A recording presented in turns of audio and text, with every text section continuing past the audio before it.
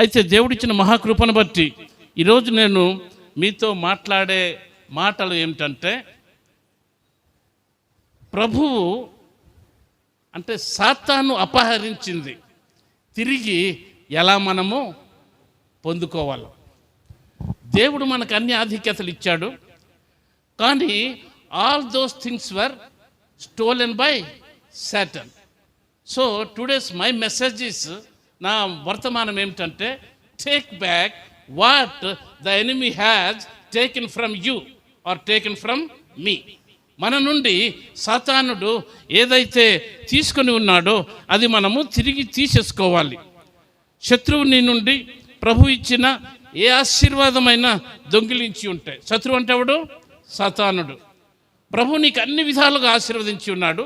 ఏ ఆశీర్వాదమైనా వాడు దొంగిలించి ఉంటాయి. అరే, ఇది నా దగ్గర లేదు కదా, నా దగ్గర ఉండేది కదా, ఇది పోయింది కదా, అలా చేయి జారిపోయింది కదా అనేసి నువ్వు అనుకుంటూ ఉంటే నీకు చెందినది నీవు పొందుకుంటావు, నువ్వు పోగొట్టున్నది తిరిగి పొందుకుంటావు, నువ్వు నష్టపోయిన దానిలో తిరిగి లాభాల్లోకి అభివృద్ధిలోకి వస్తావు. నీకు ప్రమోషన్ జారిపోయింది అనుకుంటే తిరిగి పొందుకుంటావు.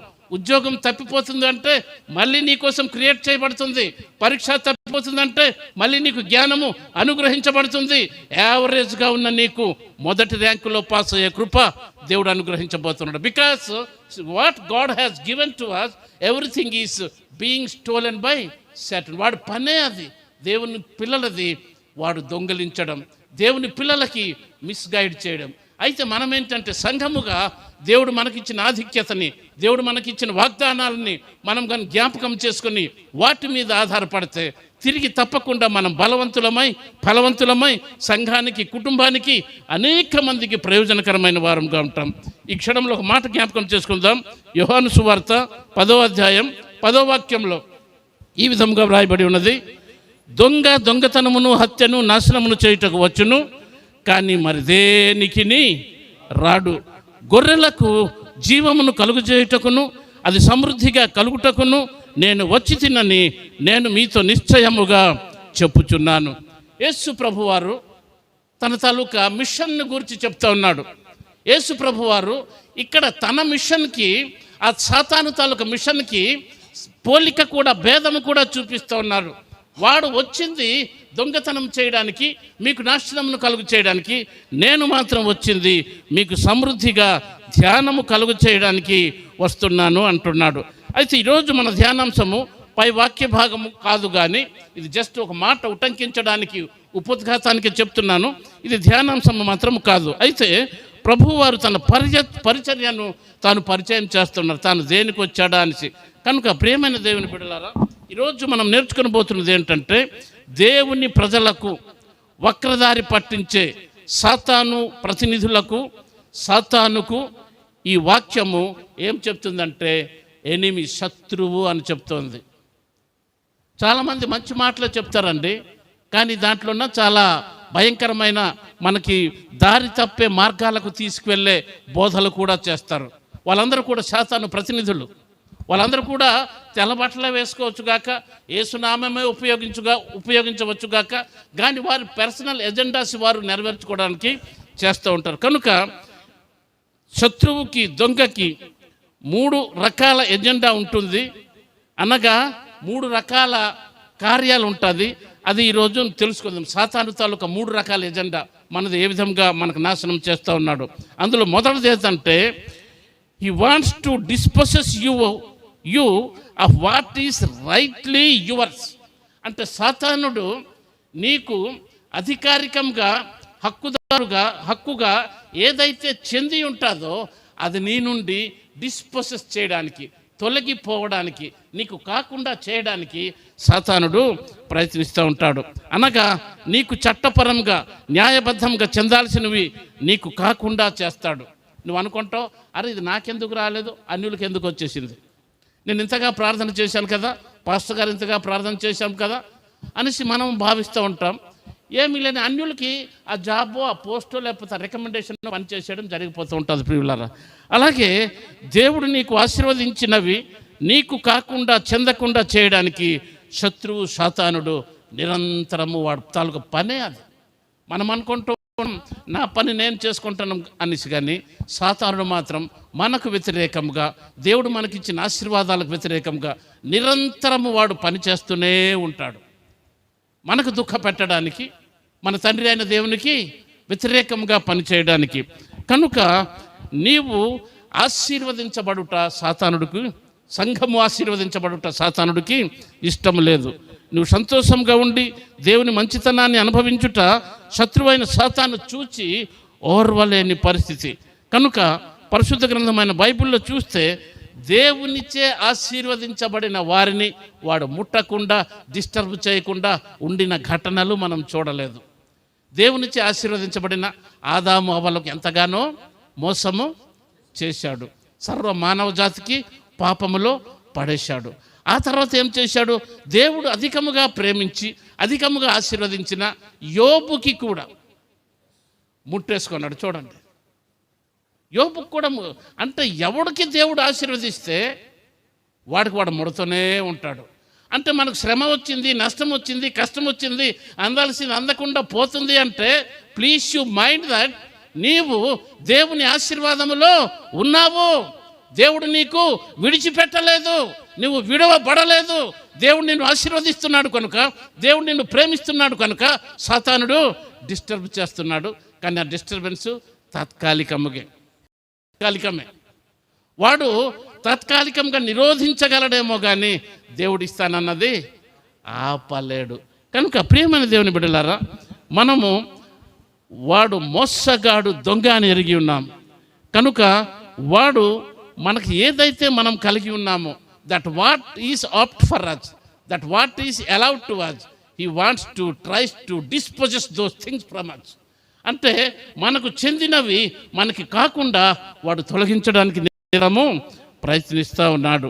కనుక ఈరోజు కూడా కల్వరి శిలువలో మన పాపముల కొరకు పరిహారం చెల్లించబడి మనలను పరిశుద్ధముగా తన కుమారులు కుమార్తెలుగా సంఘాన్ని దేవుడు మార్చినప్పటికీ సాతానుడు ఇంకా సంఘమును అనుమానంలోనే ముంచేస్తూ ఉంటాడు. అరే మేము ప్రార్థన చేశాము, దేవుడు ఆశీర్వదించి ఉన్నాడు. సాతానుడు మనకు ఎలాంటి సందేహం కలిగిస్తాడు తెలుసా? ఇక్కడికి వచ్చి ప్రార్థన జరిగి నీకు మేలు జరిగి వెళ్తుంది, మళ్ళీ ఆ తర్వాత కడుపు నొప్పి వస్తే అరే మళ్ళీ వచ్చింది తగ్గలేదేమో అనుమానం కలిగిస్తూ ఉంటాడు అనమాట. ప్రతిదానికి, దేవుని వాక్యానికి, దేవుని చర్యకి అనుమానం కలిగించేది సాతానుడు. అయితే సాతానుడు మనకి మోసం చేసే రెండో ఎజెండా ఏంటంటే నిన్ను నశింప చేయడానికి, మరణపాత్రునిగా చేయడానికి, నీ నిరీక్షణ నుండి, ఆశల నుండి, ప్రణాళికల నుండి నీకు వేరు చేస్తాడు. మనం ఒక నిరీక్షణతో, ఒక గొప్ప ఆశతో ఉంటాము, ఆ ప్రణాళికల నుండి వేరు చేస్తాడండి. కానీ నా జీవితంలో నేను చెప్తున్నాను, నేను కూడా ప్రభువును ఎరిగినప్పటి నుండి ప్రభువు కోసం గొప్పగా వాడబడాలని, మంచి సంఘం కట్టాలని ఎంతో నిరీక్షణతో, ఎంతో ప్రార్థనతో, ఎంతో ఆశతో గొప్పగా నేను కూడా పెరిగానండి కొంతకాలం. కానీ సాతాను అవన్నీ కూడా కట్ చేశాడు అంటే ఏంటంటే, ఒకరు ప్రయోజకులు అవుతున్నారంటే సంఘం వారికి ఏం చేయాలా? సపోర్ట్ చేయాలి. ప్రభు దయ వలన నేను ప్రభువు మాటలు పాటలు నేర్చుకొని నేను జాబ్ చేస్తూ నేను చాలా సంఘాల్లో వాడబడ్డానండి. ఏ సంఘానికి వెళ్ళినా మా టెక్కల ప్రాంతంలో, పాతపట్నం ప్రాంతంలో నాకు వద్దు అన్నవారు లేని స్థితిలో దేవుడు నాకు అక్కడ వాడుకునేవారు. నేను మాట్లాడితే ప్రజలకి అంటే నేను మాట్లాడడం కాదు, నన్ను మరుగుపరిచి దేవుడు మాట్లాడేవారు. నేను సువార్త చేస్తే గొల్లలేటి, కాపులేటి అందరూ ప్రభువును నమ్మేవారు. నేను చర్చిలు మాట్లాడితే అందరూ ఉజ్జీవింపబడేవారు. కానీ నేను మాట్లాడిన తర్వాత నేను చెప్తున్న సాక్ష్యం ఏంటంటే, ప్రధాన శత్రువు నాకెవరంటే పాస్టర్ గారే. నిజమండి. ఒకసారి నాతో మాట్లాడించిన తర్వాత రెండోసారి నన్ను ముట్టుకోవడానికి భయపడే పరిస్థితి. అయితే ఎవరికో నా మాటలు నచ్చి నా ఇంటికి పొరపాటున ప్రార్థన చేయడానికి అండి అనేసి వచ్చారనుకో, ఆ పాస్టర్ గారు ఫోన్ చేసి నాకు, బ్రదర్ పాస్టర్ గారు, నేను అక్కడ పాస్టర్ గారు అనే పిలుస్తాను, మాస్టర్ అయినా, బ్రదర్ పాస్టర్ గారు, మా సంఘస్థులకి ఏమిటి తినిపించాలో, ఏమి చెప్పాలో మాకు తెలుసండి, మీరు వారికి ఏమీ చెప్పకండి. అంటే మనము ఎవరినో దోచుకున్న వాళ్ళమైతే ఎందరినో కూడ కట్టేసి ఒక సంఘమే కట్టేస్తాం. కానీ మనం ఎవరికి చెందిన వారము? యేసు ప్రభు దొంగ కాపరి కాదు కదా. ఒకరి గొర్రెలు దోచుకొని కాచుకొని దొంగగా ఒక ప్రవక్త, ఒక పాస్టర్, ఒక సేవకుడు మారితే ఇంకెందుకు అతను సేవ చేయాలా? కాబట్టి నేను అటువంటిది చేయకుండా ప్రతి ఒక్కరికి సహాయకుడుగానే ఉన్నాను తప్పించి ఏ రోజు ఎవరికి కూడా ఏ సేవ. లాస్ట్కి చెప్తాను చూడండి, మా సొంత ఊర్లో కూడా ఒక చర్చి ఉంది. మొట్టమొదట నేను వెళ్ళిన చర్చి. ఆ చర్చికి కూడా నేను వెళ్తానంటే ఆ చర్చి పెద్దలందరూ కూడా ఆటంకం పెట్టేశారు. వాడు మాకొద్దు, వాడు వస్తే ఏటో అయిపోద్ది, వాడు వస్తే ఏటో చేసేస్తాడు. ఏటైపోద్ది, ఏటు చేసేస్తాడు? దేవుని వాక్యము ఉన్నది ఉన్నట్టుగా ప్రకటిస్తాడు, అంతే. ఆ తర్వాత ఆ చర్చి నుండి విడిపోయిన మరొక స్నేహితుడు ఉన్నాడు. వాడి చర్చికి వెళ్ళడం మొదలుపెట్టాను. వాడి చర్చికి వెళ్ళడం మొదలు పెడితే ఏంటంది, నేను పాతపట్నంలో ఉన్నంత వరకు వాడికి నేను ఒక బిషప్ను, ఒక పోపును, ఒక అన్నను. నేను రిటైర్ అయిపోయి బస్సులు వెళ్ళిన తర్వాత ఇంకా ఆడికి నోటు అక్కడ కొట్టింది, అన్న నా చర్చికి వస్తాడు కదా. సరే వాడి చర్చికి కూడా వెళ్ళాను. నేను ప్రసంగిస్తే ప్రభుదయ వల్ల జనాలందరూ చాలా ఆసక్తితో, చాలా ఆహ్లాదంతో, చాలా భక్తితో, చాలా వాళ్ళ అటెన్షన్ అంతా నా మీదకి వస్తాయి. ఇక వీడికి కూడా నా మీద భయం వేసింది. వీడికి కూడా నా మీద భయం వేసి ఇంకేం చేశాడు, వాడు నాకు స్లోగా నెగ్లెక్ట్ చేయడం మొదలుపెట్టాడు. చర్చి కార్యక్రమాలు ఏటైనా నాకు చెప్పడం మానేశాడు. మరి ఎందుకు వాడు లాంటి వాడి దగ్గరికి వెళ్ళాలి చెప్పండి?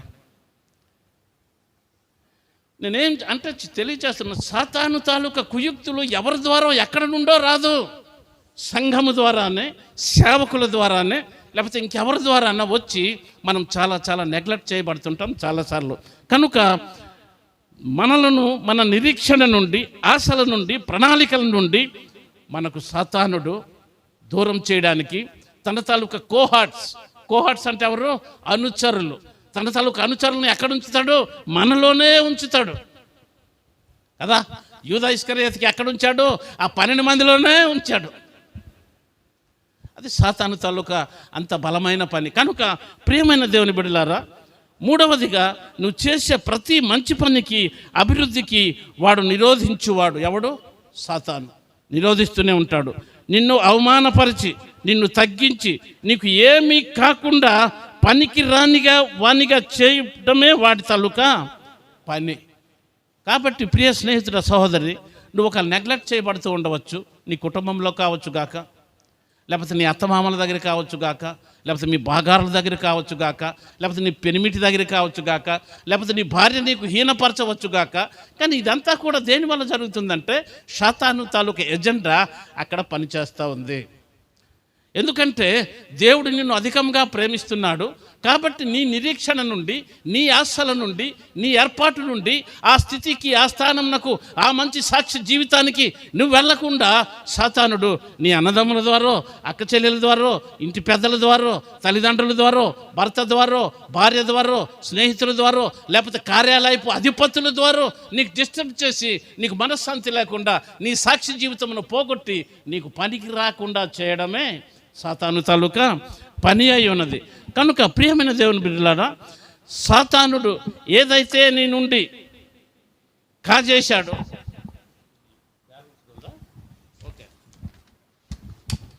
సాతానుడు ఏదైతే నీ నుండి నీకు కాకుండా చేశాడో, ఏదైతే నీకు చెందకుండా నిలుపుదల చేశాడో, అవన్నీ కూడా ఈరోజు దేవుడు నీకు తిరిగి ఇచ్చేయబోతున్నాడు.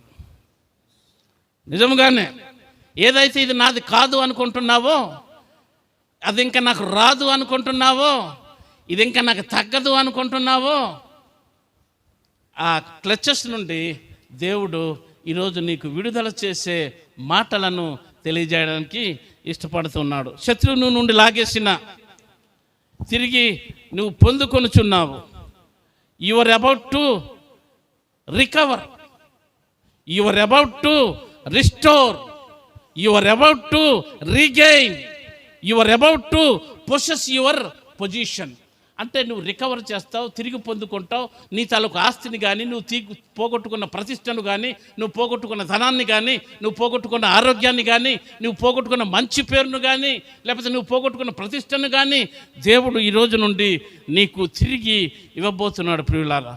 కనుక శత్రు చేతుల నుండి తిరిగి అది ఎలా పొందగలం అంటే, నేను అన్నీ మంచి నాకు జరగాలని చేస్తున్నాను, సాతానుడు ఆటంకం చేస్తూ ఉన్నాడు, సాతానుడు అది ఆపుతున్నాడు. వాడి నుండి తిరిగి ఎలా పొందగలము, శత్రువు చేతి నుండి తన స్వాస్థ్యాన్ని తిరిగి పొందిన వారిని గురించి మనం నేర్చుకుందాం. శత్రువు చేతి నుండి తన స్వాస్థ్యాన్ని తిరిగి పొందుకున్నవాడు ఎవడంటే ఇస్సాకు జీవితం నుండి కొన్ని మాటలను నేర్చుకుందాం. దయచేసి చూడండి, ఆదికాండము 26వ అధ్యాయం 18 నుండి 25 వచనాలు తర్వాత చదువుకుందాం. అంటే ఈ వచనాలకు ఉన్న నేపథ్యం ఏమిటంటే, ఈ వచనాలకు ముందు జరిగిన స్టోరీ ఏంటంటే,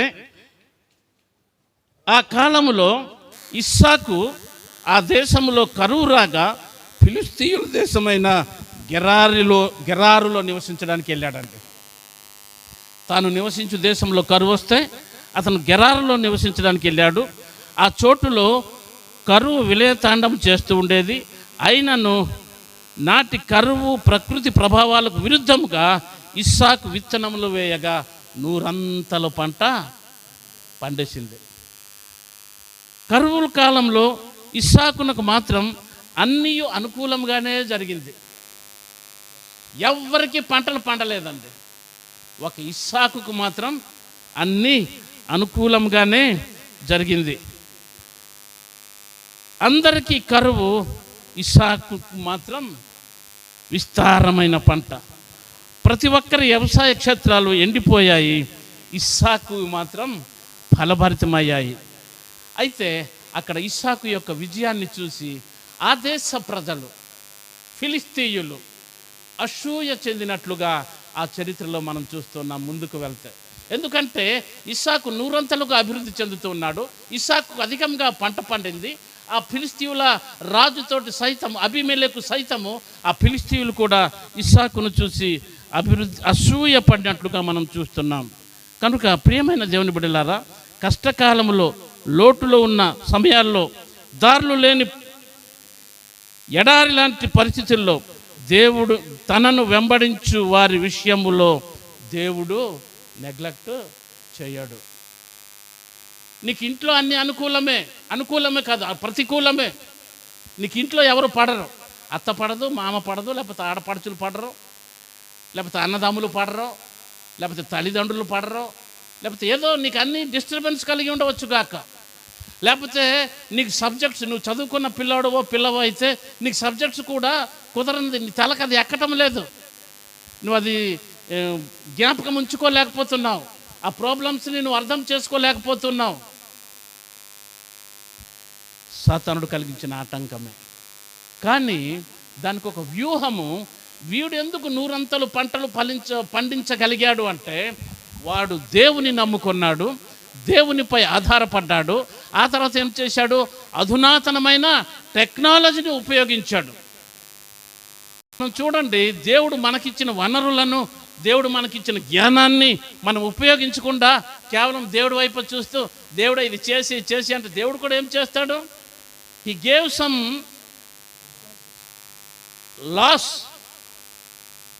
ప్రకృతికి ఆయన కొన్ని అధికారాలు ఇచ్చాడు, దాని పని అది చేస్తుంది అంతే. అయితే దేవుడు మనకిచ్చిన జ్ఞానాన్ని బట్టి, దేవుడు మనకిచ్చిన అధికారాన్ని బట్టి మన పని మనం చేస్తే వృద్ధిలోకి వస్తాం. ఇతనికి 100 పంటలు పండడానికి కారణం ఏంటంటే, వాడు అధునాతనమైన టెక్నాలజీ ఏం ఉపయోగించాడంటే, వాడు బావులను త్రవ్వించాడు. వాళ్ళందరూ వర్షాధారం అయితే ఇతను నీటి బుగ్గలు బావుల నుండి బయటికి రప్పించి పంటలను పండించాడు. నూతనంగా వాడు బావులను త్రవ్వించాడు. అది చూసి వాళ్ళు ఓర్వలేక ఇస్సాకు దగ్గరికి వచ్చి ఏం చెప్తారు, బాబు నువ్వు మా దేశంకి వచ్చావు, మంచిదే, సరే ఇంకా నువ్వు మా దేశంలో ఉండకు, ఇక్కడ నుండి వెళ్ళిపో. ఇస్సాకు ఎంట పెట్టేస్తాడు. ఇంకా ఇస్సాకు అప్పుడేమొస్తాడు, గెరారుకు వస్తాడు. గెరారుకు వస్తే అక్కడ ఏముంటుంది, అక్కడ కూడా ఎండిపోయిన భూములే. ఆ ఎండిపోయిన భూముల్లో ఏం చేస్తాడు, బావులు ఉన్నాయి. ఎవరు ఆ బావులు, తన తండ్రి యొక్క బావులు. అవేం చేసి ఉన్నారు, శత్రువు పూడ్చివేసి ఉన్నాడు, సాతానుడు పూడ్చివేసి ఉన్నాడు. నీ తాలూకు బావి, నీ తాలూకు ఆశీర్వాదం, నీకు రావలసింది, నీ వాట, నీ శాంతి, నీ సమాధానం అన్నింటికీ సాతానుడు పూడ్చివేసి ఉన్నాడు. వీడేం చేశాడు, అబ్రహాం తాలూకు బావి ఎవరిది, ఇస్సాకుది, కుమారుడిది. అయితే తాను మొట్టమొదటగా ఏమెరిగాడు, ఈ స్వాస్థ్యము నాది అని. దయచేసి చూడండి, చదువుదాం. 18 నుండి 25 వాక్యాలు నేను చదివేస్తానమ్మా, క్లియర్గా అందరికి వినిపిస్తుందేమో, క్షమిస్తారా?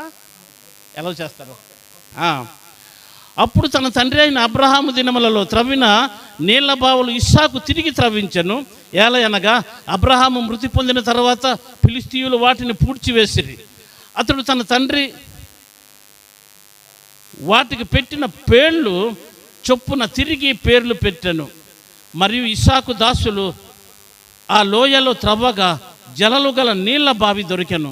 అప్పుడు గెరారు కాపరులు ఇస్సాకు కాపరులతో జగడమాడి, ఈ నీరు మాదే అని చెప్పిరి. కనుక వారు తనతో కలహించినందున అతడు ఆ బావికి ఏషేరు అను పేరు పెట్టెను, ఎషెకు అను పేరు పెట్టెను. వారు మరి ఒక బావి తవ్వినప్పుడు దాని కొరకును జగడమాడిది. కనుక దానికి సిత్నా అను పేరు పెట్టెను. అతడు అక్కడ నుండి వెళ్ళి మరి ఒక బావి త్రవ్వించెను. దాని విషయమై వారు జగడమాడలేదు. కనుక అతడు ఇప్పుడు యెహోవా మనకు ఎడము కలుగజేసి ఉన్నాడు కనుక ఈ దేశమందు క్షేమము వృద్ధి పొందుననుకొని దానికి రెహబోతు అను పేరు పెట్టెను. అక్కడ నుండి అతడు బెయేర్షెబాకు వెళ్ళెను. ఆ రాత్రియే యెహోవా అతనికి ప్రత్యక్షమై, నేను నీ తండ్రి అయిన అబ్రహాము దేవుడను, నేను నీకు తోడై ఉన్నాను కనుక భయపడకుము. నా దాసుడైన అబ్రహామును బట్టి నిన్ను ఆశీర్వదించి నీ సంతానమును విస్తరింపజేసేదనని చెప్పాను. అక్కడ అతడు ఒక బలిపీఠమును కట్టించి యెహోవా నామమున ప్రార్థన చేసి అక్కడ తన గుడారము వేసెను. అప్పుడు ఇస్సాకు దాసులు అక్కడ బావులను త్రవ్విరి. కనుక ప్రియమైన దేవుని బిడ్డలారా, ఇక్కడ మనం ఇస్సాకు చేసిన ప్రయాస, లేకపోతే ఇస్సాకు చేసిన పోరాటము, ఇస్సాకు చేసిన ఆ యుద్ధము, ఆ జగడము ఏంటంటే, మొదటగా తాను ఎరిగాడు. ఏంటి ఎరిగాడు? It belongs to my father, so it belongs to me. ఇది నా తండ్రికి చెందినది కాబట్టి అది దానికి హక్కుదారుడును వారసుడను నేను అన్న సత్యాన్ని వాడు గ్రహించాడు.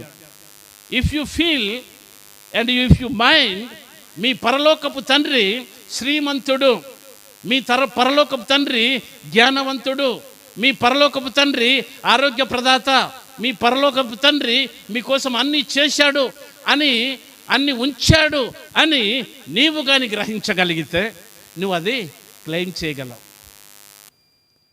గ్రహించడం వేరు, తెలుసుకోవడం వేరు, తీసుకోవడం వేరు. అక్కడ ఒక రాశి ఉంది, అక్కడ ఒక కుప్ప ఉంది, అది కనిపిస్తుంది, అది అలాగే ఉంటుంది. కానీ అది మనం ఏం చేయాలా? తీసేసుకుంటే అది మంది అవుతుంది. అది ఎవరిదో అనుకుంటే కూడా అది మంది కాదు. అయితే ఇస్సాకు ఏం చేశాడు? తన స్వాస్థ్యాన్ని తాను గుర్తెరిగాడు. తన స్వాస్థ్యాన్ని తాను గుర్తెరిగి అక్కడికి వెళ్ళి అక్కడ తన పేరు రాసుకున్నాడు. ఇది నాది. తన హద్దు పెట్టుకున్నాడు. ఇది నాది, ఇది నా తండ్రి సంపాదించింది, నా తండ్రి ఇన్ని బావులు తవ్వి ఉన్నాడు, ఇదిగో ఇక్కడి నుండి ఇక్కడి వరకు ఇది నాది అని తన హద్దు అతను ఎప్పుడైతే పెట్టేసుకున్నాడో, మనం ఇప్పుడు ఎవరిని హద్దుగా పెట్టేసుకోవాలా? యేసు ప్రభు వారిని హద్దుగా పెట్టేసుకోవాలా. యేసు ప్రభువారు మా కోసం కలువరి శిలువలో ప్రాణమును అర్పించి పాపము నుండి, శాపము నుండి మాకు విడుదల చేశారు. కనుక సమస్తమైన ఆశీర్వాదములు మావి అని మన తాలూకా స్వాస్థ్యములో, మనకు రావాల్సిన కష్టములలో, మనకు జరుగుతున్న నష్టములలో యేసయ్య వారు పేరు రాసుకొని మనము కానీ అది క్లెయిమ్ చేయగలిగితే పోరాట. అంటే ఇతను ఎలా క్లెయిమ్ చేశాడు? అది మా తండ్రిది అంటే నీళ్ళు వచ్చేసిందా? వాళ్ళు ఏం చేశారు? శత్రువులు అన్నీ కూడా పూడ్చేశారు. దేంతో? చెత్త చెదారము, మృతదేహాలతో, మృత కళేబరాలతో. ఏ జంతువు చచ్చినా ఆ గోతిలోనే, ఆ నూతిలోనే పూడ్చివేసేవారు అనమాట. యాక్చువల్గా ఇతను ఎవడు? యూదుడు, ఇశ్రాయేలీయుడు. వాళ్ళు మృతదేహాలని కూడా ముట్టరు, చెత్త చెదారాలని కూడా ముట్టరు. ఇప్పుడు మన స్కావెంజర్స్ ఉన్నారు కదా, వాళ్ళు లెట్రిన్లో దిగి ట్యాంకులు కానీ క్లీన్ చేస్తారు. కానీ వేపనోళ్ళు కానీ మనం కానీ ఎవరైనా అది చేస్తామా? అది చేయము. అది చేస్తే మనకు ఎంతో. అలాగే ఇస్సాకు కూడా అది చేయకూడని పని, కానీ ఆయన ఏం చేశాడు? ఆ బావులన్నింటినీ కూడా తిరిగి త్రవ్వించడం మనం చూస్తూ ఉన్నాం. ఆ బావులను తిరిగి త్రవ్వించేటప్పటికి మొదటి బావి తవ్వగా ఏమొచ్చింది? విస్తారముగా ఏం నీళ్ళు?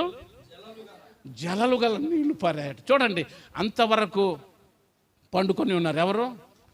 ఆ గెరారు జనాలు, ఆ ఫిలిస్తీయులు.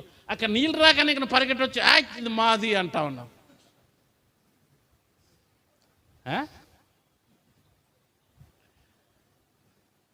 అక్కడ ఇంతకుముందు ఏమీ లేదు, ఎవరు దాని గురించి పట్టించుకోలేదు, ఎవరికి దాని గురించి బాధ్యత లేదు, ఎవరికి దాని గురించి కన్నీళ్ళు లేదు, ఎవరికి దాని గురించి ఇది ఎలా చేయాలన్న దర్శనము లేదు. కానీ ఇస్సాకు వచ్చి అది బాగు చేసి అది త్రవ్వి జీవజలములు దాని నుండి పంటల కోసం ఇది మాది, నీకు దీనికి సంబంధం లేదు, ఎక్కడి నుండి గెట్ అవుట్ అన్నారు. అడిగి ఎవరికి? ఇస్సాకు వాళ్ళతో దెబ్బలాడా, వెళ్ళిపోయాడు, మరొక దగ్గరికి వెళ్ళాడు. మొదటి దానికి ఏమని రాశాడు చెప్పండి? ఏషేకు. అక్కడ ఫుట్ నోట్లో చూడండి అమ్మ, ఏషేకు అంటే ఏంటి రాస్తున్నారు?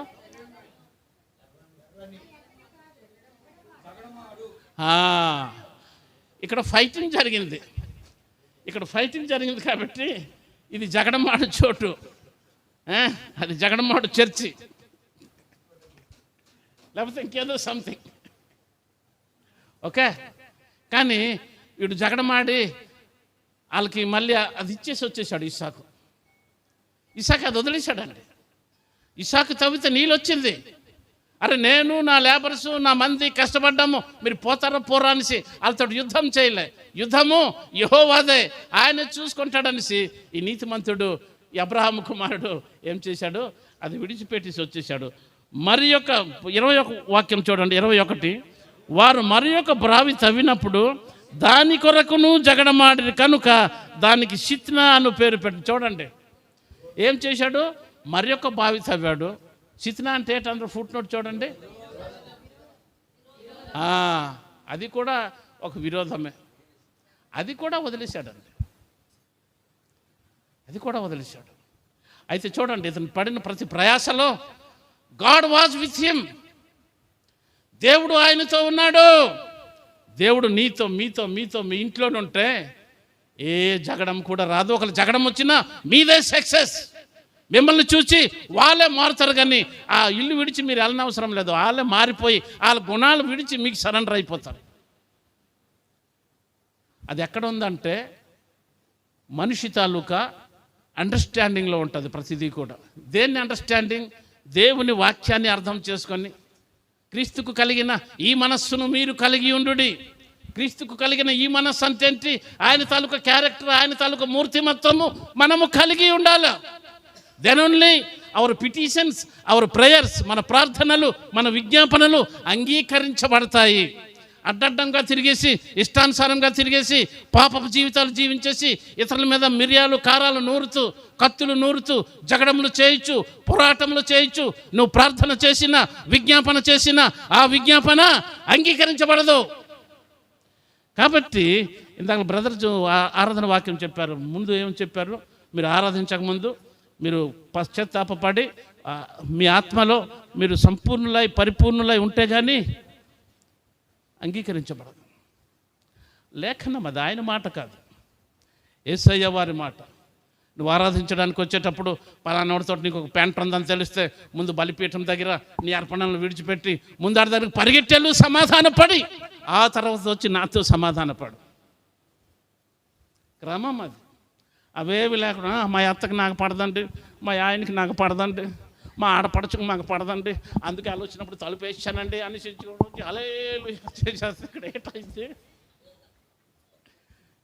ప్రార్థన అంగీకరించబడదు. అయితే ఇస్సాకు ఇంత సక్సెస్గా పోరాటం చేస్తూ ఉన్నాడు. ఒక దగ్గర ఆలోచి మళ్ళీ ఆక్యుపై చేస్తే ఇది మాది అంటే మళ్ళీ ఎంట పెడితే అది విడిచే వెళ్ళిపోతూ ఉన్నాడు. ఆ తర్వాత చూడండి 22వ వాక్యము. అతడు అక్కడ నుండి వెళ్ళి మరి యొక్క బావి త్రవించెను, దాని విషయమై వారు జగడమాడలేదు కనుక అతడు ఇప్పుడు యెహోవా మనకు ఎడము కలుగజేసి ఉన్నాడు కనుక ఈ దేశమందు క్షమాభివృద్ధి పొందుకొని దానికి రెహోబోతు అను పేరు పెట్టాను. దేవునికి స్తోత్రం, ఆమేన్. రెహోబోతు అంటే ఏంటి చూడండి, ఎడమంటే గ్యాప్, ఒక శాంతి, ఒక సమాధానం. ఇంకా ఈ యుద్ధం కాలు రాకుండా ఒక గ్యాప్, ఒక డిస్టెన్స్ అయిపోయింది. అనేసి దానికి పేరు పెట్టాడండి. కనుక ప్రియమైన దేవుని బిడ్డలారా, మనము పోరాటము కానీ చేయకపోతే సాతానుడికి జయించలేము.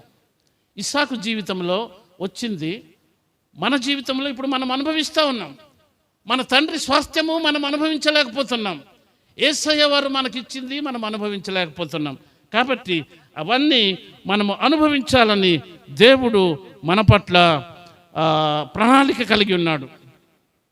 మొదటగా నువ్వేం చేయాలంటే, నీకు ఆటంకం కలిగి ఉంటే, నువ్వు పొందాల్సినవి, నీకు చెందాల్సినవి, అది ఆస్తులే కానివ్వండి, పదవే కానివ్వండి, ఘనతే కానివ్వండి, ఘనకార్యమే కానివ్వండి, లేకపోతే జ్ఞానమే కానివ్వండి, పరీక్షలో ఉత్తీర్ణత కానివ్వండి, ఇంటర్వ్యూలో జాబ్ విషయం కానివ్వండి, అది ఏమి కానివ్వండి, ఒకవేళ నీకు ఆటంకము కలిగి ఉంది, సాతానుడు అడ్డగించి ఉన్నాడు, అన్యులకు అది జరుగుతుంది, నీకు జరగడం లేదంటే, మొదటగా నీకు రావలసిన వాటా హక్కును, యాజమాన్యపు హక్కును నీవు స్వాధీనము చేసుకోవాలి. మొట్టమొదటగా అంటేంటి, నాది, ఇది నాకుంది, ఇది నాకు దొరుకుతుంది అని నువ్వు ఫీల్ అవ్వాలి.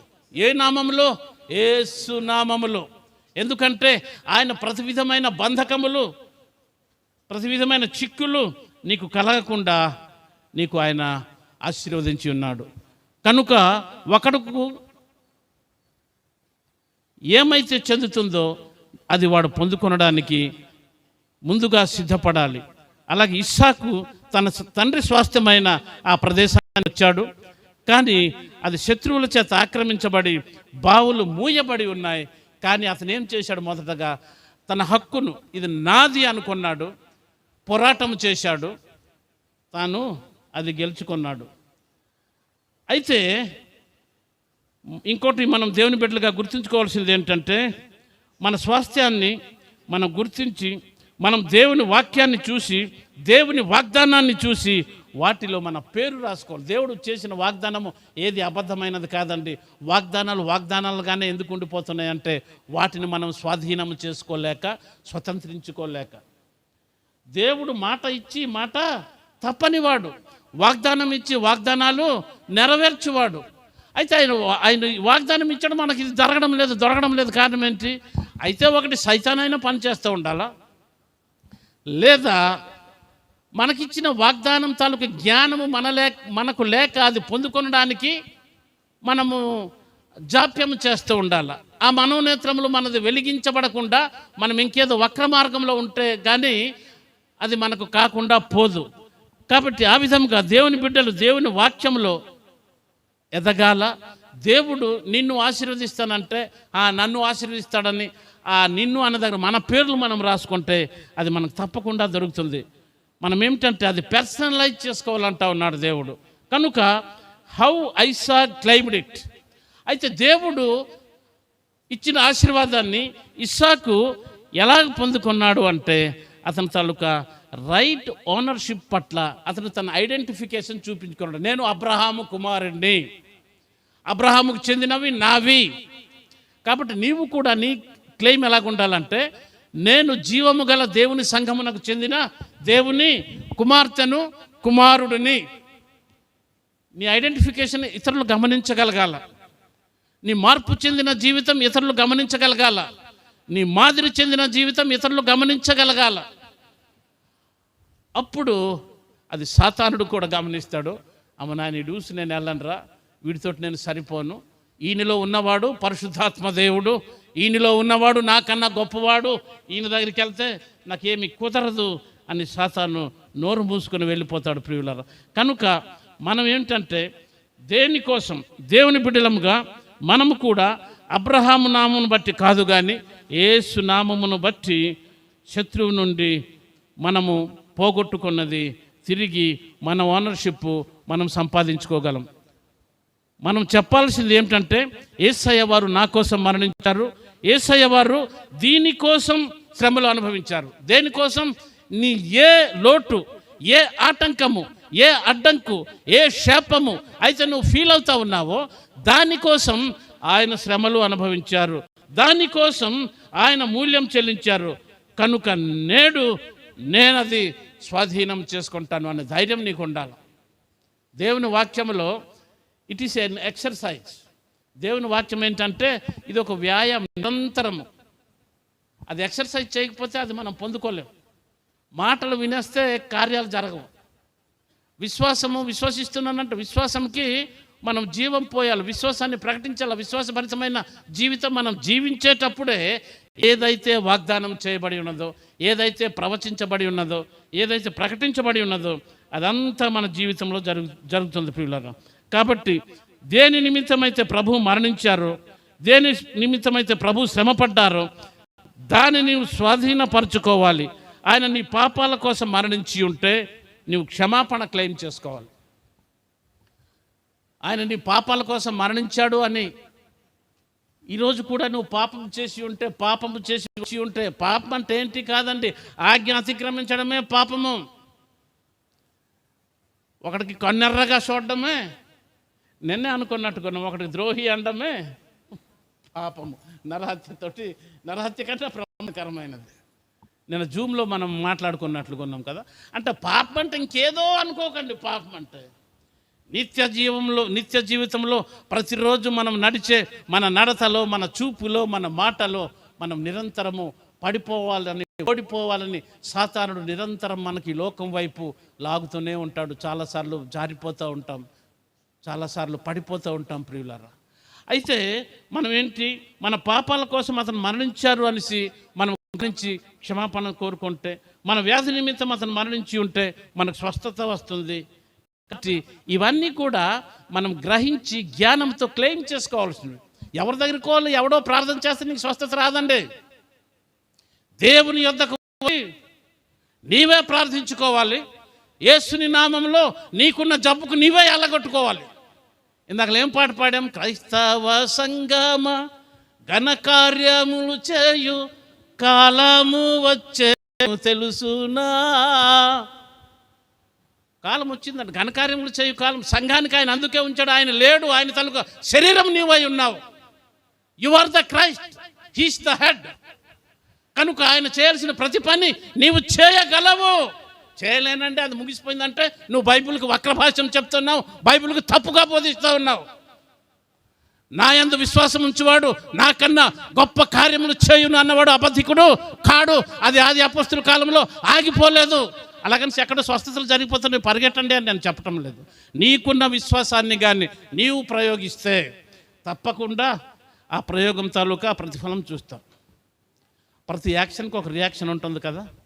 అతను ప్రకృతికే ఒక లా ఆఫ్ రియాక్షన్ ఇచ్చేటప్పుడు తన తాలూకు మాటకు అతను ఒక రియాక్షన్ ఇవ్వడా? కాబట్టి సహోదరి, స్నేహితులారా, పిల్లలారా, మనది ఏదైతే సాతానుడు లాగేస్తున్నామో అనేసి మనం అనుకుంటున్నామో మనం అది తిరిగి పొందుకోగలం యేసునామంలో అది మన్నీ తిరిగి పొందుకోగలం. ఇస్సాకుకు ఉన్న నిరోధకాలు ఏంటి? బావులన్నీ పూడ్చబడ్డాయి, రాళ్ళు, ఇసుక, మన్ను, మృతదేహ కళేబరాలు. నీకైతే ఏంట నిరోధకాలు కావు, నీకు ఇంకే నిరోధకాలు లేవు. ప్రతి నిరోధకం కూడా యేసయ్య వారు తొలగించేశారు. మనము శాపగ్రస్తులమై ఉండగా మన శాపములు తొలగించబడడానికి మ్రాను మీద ఆయన శాపగ్రస్తుడై వ్రేలాడి మన శాపములను తొలగించాడు. మనలను ధనవంతులుగా చేయడానికి ఆయన దరిద్రుడాయను అని రాయబడి ఉన్నది. మనలను ఆరోగ్యవంతులుగా చేయడానికి ఆయన దెబ్బలు పొందాడు అని రాయబడి ఉన్నది. ఏది కూడా మనం క్లెయిమ్ చేసుకోలేకపోతున్నాం. కారణం ఏంటి? ఆ స్టాండర్డ్కి, ఆ లెవెల్కి మన విశ్వాసాన్ని మనం ఎదిగించుకోలేక, వాటిని స్వాధీనపరచుకోలేక, మనం అవన్నీ కూడా మనం అలాంటి జీవితం జీవిస్తే సంఘానికి, దేవునికి ఘనపరిచిన వాళ్ళం అవుతామండి. గొప్ప కార్యాలు జరగడం చూసి, గొప్ప సాక్ష్యాలు బయట వారు వింటే యేసే నిజమైన దేవుడని చాలామంది నమ్ముతారండి. ఏదో ధనం రావాలా, జబ్బులు పోవాలా, ఉద్యోగాలు రావాలా అని దేవుడిని నమ్మమని చెప్పడం లేదు, ప్రార్థన చేయమని చెప్పడం లేదు. కానీ ఆయన దేవుడై ఉన్నాడు కాబట్టి, ఆయన యేసుక్రీస్తు కాబట్టి, ఆయన శరీరధారిగా ఈ లోకంలో లేడు కనుక, ఆయన పరలోకమందు తండ్రి కుడిపార్శ్వమున కూర్చుని ఉన్నాడు కనుక, ఆయన శరీరముగా నీకు అనగా సంఘమునకు ఆయన ఏర్పాటు చేసి ఉండగా ఆయన చేయలేని కార్యములు ఏముంది చెప్పండి? అంటే నీవు చేయలేని కార్యములు ఏమున్నది చెప్పండి? కానీ మనం ఏంటి, అది నా వల్ల కాదు, నేను సినిమా చూశాను, అది నా వల్ల కాదు, నేను అలా దానికి తిట్టేశాను. ఇలాంటి వంకలు శంకలతోటి దేవుడు మనకిచ్చిన మిషన్ని మనం ఎక్సర్సైజ్ చేయక పోగొట్టుకున్నాం అనుకుంటున్నామేమో అనేసి నా అభిప్రాయం బ్రదర్స్. కాబట్టి మనము సాతానుడు మన నుండి అపహరించిన ప్రతి ఆశీర్వాదాన్ని మనము తిరిగి పొందుకోవాలంటే మన స్పిరిచువల్ జీవితాన్ని మనం ఎక్సర్సైజ్ చేయక తప్పదు, ప్రకటించక తప్పదు, ప్రవచించక తప్పదు. ప్రకటించండి, ప్రవచించండి, జరుగుద్ది. మీరు ప్రవచిస్తే అది జరిగిద్ది. మీకు మరొకసారి మాట జ్ఞాపకం చేస్తున్నాను. 1 కొరింథీ 6:17 మరొకసారి జ్ఞాపకం చేస్తాను. ఆల్రెడీ మీకు చెప్పి ఉన్నాను, కానీ మరొకసారి 1 కొరింథీ 6:17 అటువలే ప్రభువుతో కలిసి కొనువాడు ఆయనతో ఏకాత్మయ్యి ఉన్నాడు. ఎవడైతే యేసు ప్రభువుతో కలిసి ఉంటాడో వాడు ఆయనతో ఏకాత్మ అయిపోతాడు. మరి అతను ఒక ఆత్మ, మనం ఒక ఆత్మ కాదు అని బైబిల్ చెప్తా ఉంది. ఆయనతో కలవక ముందు ఆయన ఆత్మ వేరు, మన ఆత్మ వేరు, ఆయన వేరు, మనం వేరు. ఆయనను నమ్మి పాపములు విడిచిపెట్టి ఆయనను అంగీకరించిన తర్వాత నువ్వు ఎవరవు? ఆయనతో కలిసి కొన్నవాడు. అంటే ఆయనతో ఏకాత్మ అంటే ఇంకా ఆయన నీవు వేరే కాదు, ఆయన నీవు కలిసి ఉన్నారు, ఆయన నేను కలిసి ఉన్నాం. కనుక ఆయన మనము కలిసి ఉన్నప్పుడు మనము ఏమి ప్రకటిస్తే అది జరిగి తీరాలి. ఎందుకంటే మనతో పాటు ఆయన కూడా పలుకుచున్నాడు కనుక. అలాగే కొలస్సీ 2:9-10 ఒకసారి చూడండి. కొలస్సీ 2:9-10 ఏలయనగా దేవత్వము యొక్క సర్వ పరిపూర్ణత శరీరముగా క్రీస్తునందు నివసించుచున్నది, మరియు ఆయన యందు మీరును. దేవునికి స్తోత్రం, ఆమేన్. దేవత్వం యొక్క సర్వ పరిపూర్ణత క్రీస్తులందు అంటే దేవుని యొక్క సర్వ పరిపూర్ణత యేసుక్రీస్తులో ఉన్నది. మరియు మీరు ఆయన యందు ఎవరిలోనా? క్రీస్తులోన. మీరు దేవత్వం యొక్క సర్వ పరిపూర్ణత ఆయనలో క్రీస్తులో ఉన్నది, మీరు క్రీస్తులో.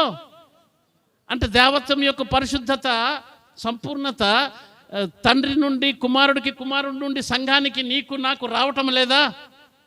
అయితే you need to exercise this exercise. అలాంటి జీవితం జీవించి దేవత్వం యొక్క పరిశుద్ధత నా యేసుక్రీస్తులో ఉంది, నేను యేసులో సంపూర్ణత కలిగి ఉన్నాను. సాతానా పో, వ్యాధి పో, సమస్య తొలగిపో. నువ్వు ఆజ్ఞాపించాలా వెళ్ళిపోతాయండి. నువ్వు ఆజ్ఞాపించిన దగ్గర వెళ్ళి ప్రార్థన చేస్తుంది వెళ్ళదు. ఆయన ఏమన్నాడు? ఆజ్ఞాపించమన్నాడు. నీవు ఈ కొండను చూచి నువ్వు పెకలించబడి సముద్రంలో పడిపో అంటే కొండను చూసి ప్రార్థించమనలే ఆయన. నీకు బలం కోసం, శక్తి కోసం ఆయన దగ్గర ప్రార్థన చేయాలి. కార్యం చేసినప్పటికీ కొండ దయచేసి వెళ్ళిపో, దయచేసి వెళ్ళిపో, లేకపోతే యేసయ్యా ప్రభువా దయచేసి ఈ కొండను తొలగించండి. తొలగించడు. ఆయన తొలగించే బాధ్యత, బరువు, భారము సంఘానికి, నీకు, విశ్వాసికి అనుగ్రహించి ఉన్నాడు. ఆయన ఏమి చేయడానికి లేదు. Everything has been given to the church. అక్కడ నుండి ఆయన మానిటరింగ్ చేస్తూ ఉంటాడు, తన శరీరం ఏం పనిచేస్తుందా లేదా అని. అక్కడ నుండి ఆయన బలపరుస్తూ ఉంటాడు. ఆయన చేయడండి, ఆయన ఇంక చేయడానికి ఏటి లేదు. ఆయన సమస్తము సంఘానికి అప్పచెప్పిస్తున్నాడు, ఆయన శరీరానికి అప్పచెప్పిస్తున్నాడు. సంఘం పాపం లేదు సంఘానికి, పరిశుద్ధమే. పాపంతో ఉన్నది ఆయన సంఘం కాదు, సాతాను తాలూకు మంద. ఇందాక బ్రదర్ ఒక పాట పాడారు. ఏం పాట అది? కాకి పావురం కలిసి ఉన్నది దేవుని సంఘం. అంటే అది నోవా ఓడ అంటాను నేను. క్షమించండి బ్రదర్, మీ పాటకు నేను అడ్డు రాలేదు, ఆ రచయితకి నేను చెప్తా ఉన్నాను. మీరైతే బ్రహ్మాండమైన స్వరంతో చాలా చక్కగా పాడారు, అందరికీ అర్థమైంది. అలాంటి వాళ్ళే అందరము ఉంటాము. కానీ ఆ కాకులు ఉండకూడదు అంటాడు దేవుడు. కనుక దేవుని బిడ్డలారా, ఈ సత్యాన్ని కానీ మనం గ్రహించి ఎక్సర్సైజ్ చేయగలిగితే సాతానుడు మన నుండి దొంగిలించినవన్నీ మనం తిరిగి తీసుకోగలము. ఇస్సాకు జీవితం ద్వారా మనం నేర్చుకోవాల్సింది ఏంటంటే, మనము కేవలం ప్రార్థన చేయవారంగా కాకుండా పని చేయువారంగా, ఎక్సర్సైజ్ చేయువారంగా ఉండాలి. మన వినికిడి యందు దేవుడు తన పరిశుద్ధ వాక్యమును దీవించునుగాక. మరి సమయం ఇచ్చిన సంఘానికి, సేవకునికి, పెద్దలందరికీ కూడా నా హృదయపూర్వక వందనాలు తెలియజేస్తూ ఈ కొద్ది మాటలు ముగిస్తూ ఉన్నాను.